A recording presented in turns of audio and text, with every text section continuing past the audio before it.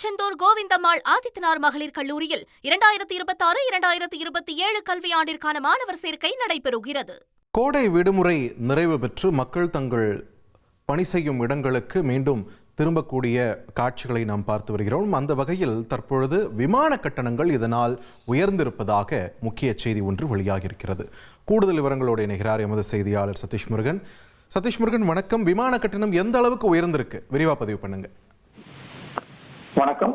கோடை விடுமுறை என்பது முடிந்து ஜூன் மாதம் முதல் வாரத்துல அனைத்து வகையான பள்ளிகள், அதாவது அரசு பள்ளி, சிபிஎஸ்இ, மெட்ரிக் பள்ளி என அனைத்து வகையான பள்ளிகளும் திறக்க இருக்கக்கூடிய சூழல்ல சென்னையில் இருந்து வெளியூர்களுக்கு, வெளி மாவட்டங்களுக்கு, குறிப்பாக கேரளாவுக்கு சென்ற பயணிகள் மற்றும் பொதுமக்கள் சென்னை திரும்பக்கூடிய சூழ்நிலை ஏற்பட்டிருக்கிறது. அதிக அளவுல சென்னை திரும்பக்கூடிய மக்களின் எண்ணிக்கை அதிகரித்திருப்பதால் விமான டிக்கெட்டுகளினுடைய அந்த கட்டணம் உயர்ந்திருப்பது பயணிகளிடையே பெரும் அதிர்ச்சியை ஏற்படுத்தியிருக்கிறது. குறிப்பாக 4000, 5000, 6000, 7000 என இருந்த இந்த சாதாரண நாட்களில் இருந்த விமான கட்டணங்கள் தற்பொழுது 11,000 17,000 வரை உயர்ந்திருப்பது பெரும் அதிர்ச்சியை ஏற்படுத்தியிருக்கிறது.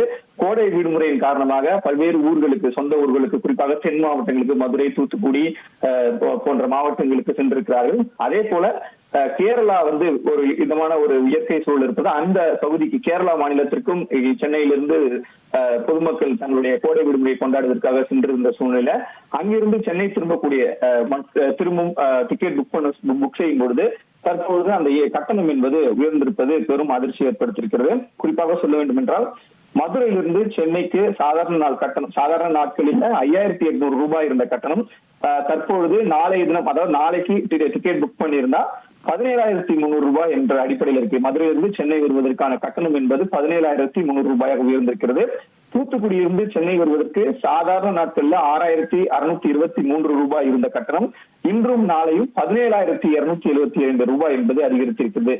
திருச்சியை பொறுத்தவரையில திருச்சியிலிருந்து சாதாரண நாட்களுக்கு சென்னை திரும்ப வேண்டும் என்றால் 4,529 ரூபாய். இது அனைத்துமே வரி உட்பட அந்த அடிப்படையில் இருக்கக்கூடிய கட்டணம் இன்றும் நாளையும் 14,044 ரூபாய் என்பது உயர்ந்திருக்கிறது. இதே போல கோவை 4,700 ரூபாய் சாதாரண நாட்கள்ல இன்றும் நாளையும் பாத்தீங்கன்னா 14,500 ரூபாய் என்பது கட்டணமாக வசூலிக்கப்படுகிறது.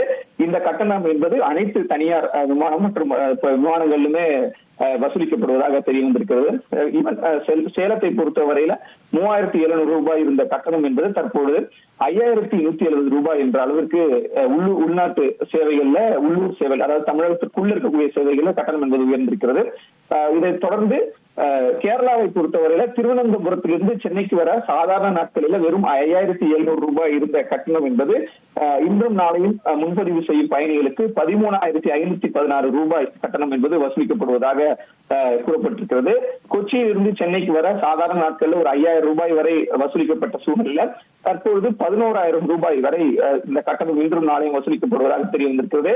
குறிப்பாக ஜூன் முதல் வாரம், அதாவது ஜூன் 4ஆம் தேதி, 5ஆம் தேதி, 6ஆம் தேதி என பல நாட்கள்ல அந்தந்த பள்ளிகள்ல, அரசு பள்ளி 4ஆம் தேதி திறக்கும் என்று சொல்லியிருக்கக்கூடிய சூழல்ல பிற பள்ளிகள், அதே போல அரசு அலுவலகங்களுக்கு செல்லக்கூடியவர்கள், கார்பரேட் நிறுவனங்கள்ல பணியாற்றக்கூடிய பொதுமக்கள் என அனைவரும் இந்த டிக்கெட், பேருந்து டிக்கெட்டுகள்ல அதிக கட்டணம் வசூலிக்கப்படுகிறது. அதே போல பேருந்து சேவை என்பதும் சரியாக கிடைப்பதில்லை என்ற குற்றச்சாட்டு இருந்திருக்கிறது. ரயில் முன்பதிவுகளுமே பாத்தீங்கன்னா மாத கணக்குல முன்பதிவு செய்தவர்களுக்கு மட்டுமே கிடைத்திருக்கிறது. கடைசி நேர பயணங்கள்ல ரயில் பணிகளுக்கு டிக்கெட்டுகள் கிடைப்பதிலும் ரயிலுடைய சேவை குறைவாக இருப்பதால் அவர்கள் அங்கேயும் செல்ல முடியுங்கிற அடிப்படையில விமான சேவையை நம்பி இருக்கக்கூடிய பயணிகளுக்கு இது பெரும் அதிர்ச்சியை ஏற்படுத்தியிருக்கு என்று சொல்ல வேண்டும். இதனால் சிறிய ரக விமானங்கள், அதே போன்று பெரிய ரக விமானங்களை அதிக அளவுல இது போன்ற காலகட்டங்கள், அதாவது பேருந்துக்கும் ரயில் சேவைக்கும் எப்படி கோடை விடுமுறை, பண்டிகை காலங்கள் போன்ற தொடர் விடுமுறை நாட்கள்ல சேவைகள் வழங்கப்படுகிறதோ, விமான சேவையும் அதே போல அதிக அளவுல விமானங்களை இயக்கி இந்த கட்டணத்தை முறைப்படுத்த வேண்டும் என விமான பயணிகளிடையே ஒரு பெரிய கோரிக்கை என்பது எழுந்திருக்கிறது. நன்றி சதீஷ், உங்களோட விரிவான தகவல்களுக்கு. திருச்செந்தூர் கோவிந்தம்மாள் ஆதித்தனார் மகளிர் கல்லூரியில் 2026-2027 கல்வியாண்டிற்கான மாணவர் சேர்க்கை நடைபெறுகிறது.